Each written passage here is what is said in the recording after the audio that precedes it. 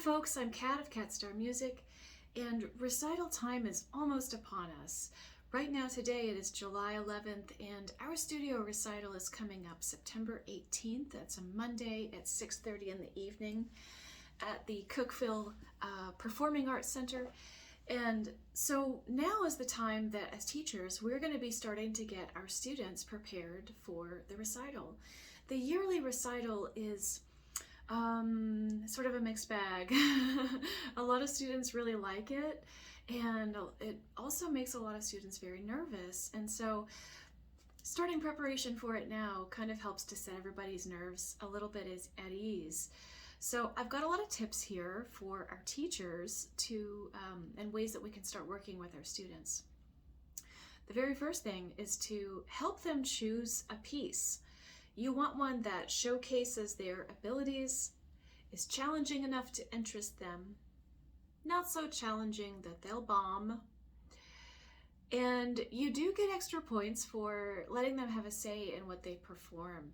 Kids get told what to do all day, every day by adults. And so if we can give them a little bit of say in what they want to perform, it also gives them a little bit of buy-in and makes it a little bit more special for them, and that's important. We also don't want to allow them to perform anything that's inappropriate. Obviously, no cursing, raunchy stuff, or sexual aspects. You guys know that. So we want to make it age appropriate as well. The second thing we can do to help our kids get ready for the recital, kids and adults, is to make sure that you start every lesson with their technique section of the binder. Students get really hung up on practicing for the recital, and they want to start, because they're so focused on performing well, they'll come into lessons and unpack their instrument and just launch right into the recital piece. But here's what they don't know. Our muscles literally have to warm up. You know, people say, oh, I'm gonna warm up before I exercise. That's a real thing. Our muscles need to be at about 101 degrees before they're actually gonna perform their best. So unless your kids were sitting in a sauna before they came over, they're gonna need to warm up. This also gives them a starting place every single time they start their practice or performance. For me, I find I play the same thing on violin every single time I pick it up, whether I'm performing or not. I play the same exercises. It lets me just kind of see where I'm at on the instrument for the day, and it allows me to focus just on what I'm playing and how I'm playing and how I'm feeling. Am I clenching? Am I doing all this stuff? So you're gonna have your kids start the habit, if they don't have it already, of warming up with their technique piece. So one other thing to keep in mind is if they jump right into the recital piece, they're not warmed up, they're gonna make a lot of mistakes. And then they're going to panic that they are making mistakes on their recital piece when the recital is only X number of days away. So this just heads off a lot of those issues by starting with the technique warm-up. Now, we do this at lessons, at home, and especially at the recital. So you're going to instruct your students that when they get to the CPAC and they go backstage and they unpack their instruments, or they're warming up their voice or whatever, they're not going to start on their recital piece. They start on their technique. Everyone will be doing it and make a noise. It'll be just fine. Thirdly, it's great to show your students how to practice for the recital.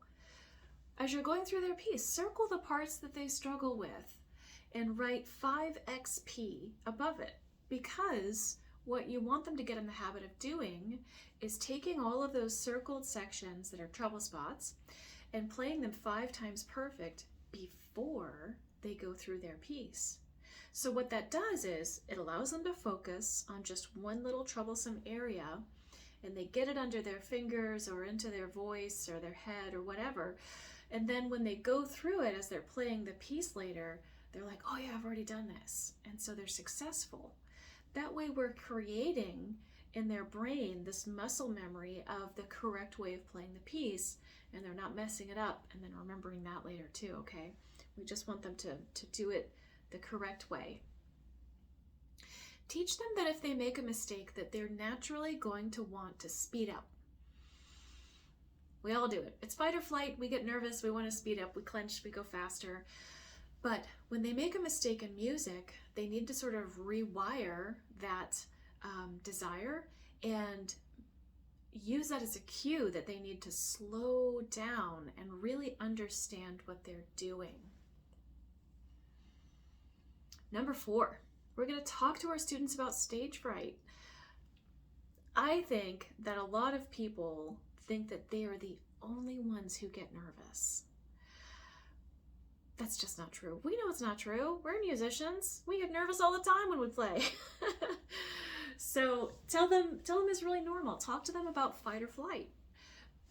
Here's my little theory. So 100,000 years ago, when humans lived in hunter-gatherer societies, we had groups of people living together with no more than 150 people in them.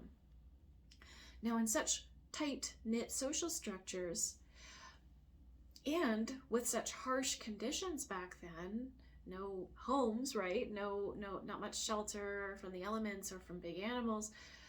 If we were to get ostracized from those groups of people, that meant certain death. And so that's how come these days when I step on stage and I'm nervous about playing the violin, my brain takes my nervousness about being on stage, and it actually says to me, oh my God, if you mess up, you're gonna die, because you're gonna be ostracized from this group and you're gonna have to face the wolves alone by yourself. We know that's not true now. Nobody's gonna stop loving us if we make a mistake. We're still gonna have dinner and still have our homes, but our brain doesn't know the difference, okay? So help them understand that that is just a normal human reaction. Let's see. You're also going to offer to play with them on stage.